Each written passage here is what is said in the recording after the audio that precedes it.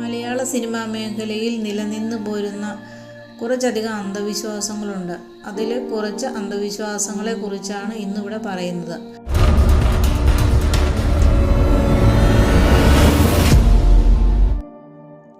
സിദ്ദിഖ് ലാലിൻ്റെ ആദ്യ സിനിമയായ രാംജി റാവു സ്പീക്കിംഗ് എന്ന സിനിമയുടെ ആദ്യ ഷോട്ടിൽ തന്നെ ഒരു വെള്ളിമൂങ്ങ ലൊക്കേഷനിൽ പ്രത്യക്ഷപ്പെട്ടു.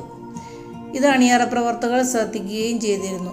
റിലീസിന് ശേഷം സിനിമ പ്രതീക്ഷയ്ക്കും അപ്പുറത്തേക്ക് വിജയം കണ്ടപ്പോൾ ആരൊക്കെയോ ഈ വെള്ളിമൂങ്ങ വന്ന കഥ പറഞ്ഞു നടന്നു. ഈ വെള്ളിമൂങ്ങ ഭാഗ്യം കൊണ്ടുവന്നതിനാലാണ് സിനിമ സൂപ്പർ ഹിറ്റായത്, അല്ലാതെ തുടക്കക്കാരായ പുതുമുഖ സംവിധായകർ സൂപ്പർ താരങ്ങളില്ലാതെ എടുത്ത ഈ സിനിമ ഇത്ര വിജയം നേടില്ല എന്നൊരു വിശ്വാസമൊക്കെ മലയാള സിനിമയിൽ പ്രചരിച്ചു. തുടർന്ന് ഒരു സിനിമ തുടങ്ങുമ്പോൾ വെള്ളിമൂങ്ങയെ ലൊക്കേഷനിൽ വരുത്തി പറത്തിവിട്ട് ഫസ്റ്റ് ഷോട്ട് എടുക്കുന്ന ഒരു രീതി പല ഷൂട്ടിംഗ് സെറ്റുകളിലും പിന്തുടർന്നു. എന്നാൽ ഒരു വർഷത്തിന് ശേഷം 1990 പുറത്തിറങ്ങിയ സിദ്ദിഖ് ലാലിൻ്റെ തന്നെ ഇൻ ഹരിഹർ നഗർ എന്ന സിനിമയുടെ ഷൂട്ടിങ്ങിനായി പോകുമ്പോൾ അവരുടെ വാഹനത്തിൽ ഒരു വെള്ളിമൂങ്ങ വന്നിടിച്ച് മരണപ്പെട്ടു.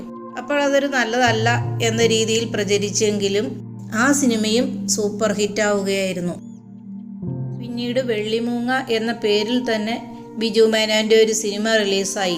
എന്തായാലും തുടർന്ന് ഈ വെള്ളിമൂങ്ങ ഒരു ഭാഗ്യലക്ഷണമായി സിനിമയ്ക്ക് വെളിയിലും ആളുകൾ വിശ്വസിക്കുന്ന സംഭവങ്ങളും ഈ സ്പീഷീസിനെ വെച്ചുള്ള കള്ളക്കടത്ത്, ഇല്ലീഗൽ സ്ട്രൈക്ക് എന്നിവയും കേരളത്തിൻ്റെ ഇതര സംസ്ഥാനങ്ങളിലുമൊക്കെ വ്യാപകമായിരുന്നു. മറ്റൊരു അന്ധവിശ്വാസം പുതുവർഷത്തിൽ ന്യൂ ഇയർ ദിവസം റിലീസ് വെച്ചാൽ ആ സിനിമ പരാജയമായിരിക്കും എന്നുള്ളതായിരുന്നു.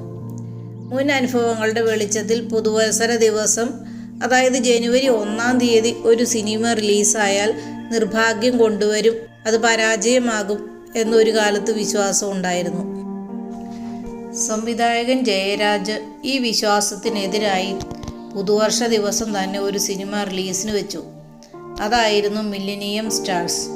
മിനിമം ഗ്യാരണ്ടിയുള്ള നടന്മാരെല്ലാം അഭിനയിച്ച സിനിമയായിട്ടും അപ്രതീക്ഷിതമായി ഹിറ്റുകൾ ഉണ്ടാക്കിയെടുത്ത ഖ്യാതിയുള്ള ജയരാജ് സംവിധാനം ചെയ്തിട്ടും ആ സിനിമ ബോക്സ് ഓഫീസിൽ 8 നിലയിൽ പൊട്ടുകയാണുണ്ടായത്.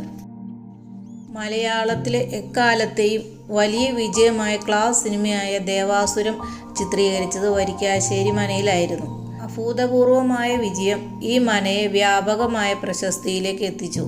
തുടർന്ന് ആറാം തമ്പുരാൻ, നരസിംഹം, രാപ്പകൽ, മാടമ്പി, എന്നതെൻ്റെ മൊയ്തീൻ, അതുപോലെ ഈയിടെ പുറത്തിറങ്ങിയ സൂപ്പർ ഹിറ്റടിച്ച ഭ്രമയുഗം അടക്കമുള്ള നിരവധി സൂപ്പർ ഹിറ്റുകൾ ഈ മനയിൽ ചിത്രീകരിക്കപ്പെടുകയും ഈ വിശ്വാസം ഊട്ടിയുറപ്പിക്കുകയും ചെയ്തു.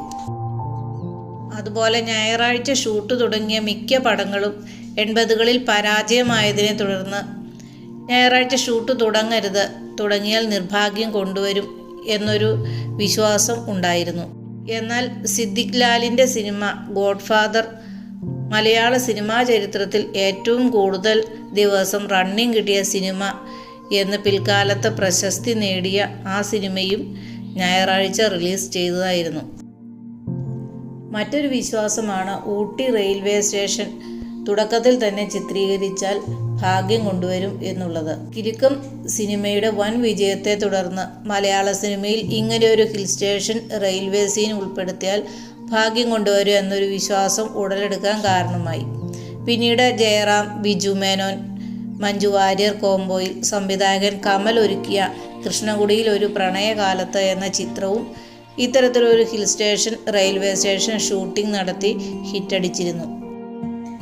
മറ്റൊരു അന്ധവിശ്വാസം ഗന്ധർവ ശാപമേറ്റ് പി പത്മരാജൻ അന്തരിച്ചു എന്നുള്ളതാണ്. 1991 ജനുവരി 11 പത്മരാജൻ സംവിധാനം ചെയ്ത ഞാൻ ഗന്ധർവൻ എന്ന പടം റിലീസ് ചെയ്യുന്നത്. പത്മരാജൻ ഇങ്ങനെ ഒരു പടം എടുക്കുന്നു എന്ന് കേട്ടപ്പോൾ തന്നെ അടുത്ത സുഹൃത്തുക്കളും ബന്ധുക്കളുമെല്ലാം വാർണിംഗ് നൽകിയതാണ്. ഇത് സ്വയം അപകടം വിളിച്ചു വരുത്തലാവും, വേണ്ട എന്നെല്ലാം പറഞ്ഞതാണ്.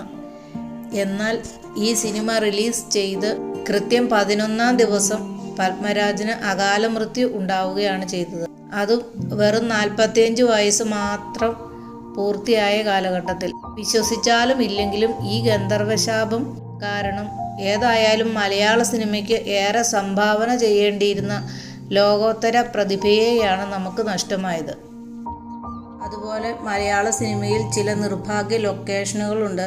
തൃശ്ശൂർ, ചാലക്കുടി, മൂന്നാർ, വയനാട് എന്നീ മേഖലകളിൽ പടം ഷൂട്ട് വെച്ചാൽ പരാജയമാകും എന്നാണ് വിശ്വാസം. വയനാട്ടിൽ ഷൂട്ട് ചെയ്ത ഒട്ടുമിക്ക പടങ്ങളും പരാജയമായിരുന്നു.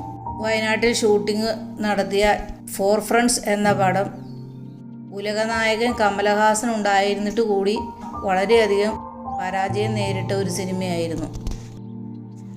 ആഹരി രാഗത്തിൽ ഒരു പാട്ട് ചിട്ടപ്പെടുത്തിയാൽ ചിട്ടപ്പെടുത്തിയ ആൾക്ക് ദോഷം സംഭവിക്കും എന്നൊരു അന്ധവിശ്വാസം നിലനിന്നിരുന്നു.